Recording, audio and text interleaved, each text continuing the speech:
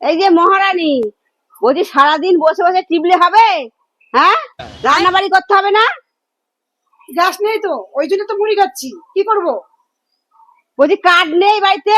এমন মহারানী দুটো কাঠে রান্না করতে পারো না, গ্যাস এসে গেছে, কি হয়েছে? কি করছিস, কি করছিস, এটা কি? এটা কাটছিস কেন? তোমাকে দেখে মনে হচ্ছে আমি একটু প্লাস্টিক কাটছি?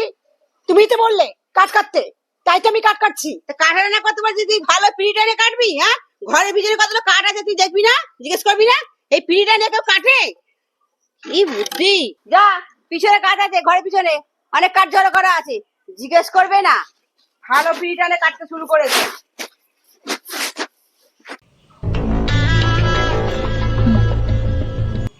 ও দিদি, ও দিদি, কি কি বল? আমি না একটা বুদ্ধি করেছি, চলো দেখবে। কি বুদ্ধি করলি এবার তুই? চলো চলো, চত A দেখি কি few বুদ্ধি করলি। moments later. চল দেখবি, তুইও কোনোদিন এরকম বুদ্ধি করে কোনোদিন কাঠে রান্না করিসনি। ওই কি দেখ। বুদ্ধি বাগালি?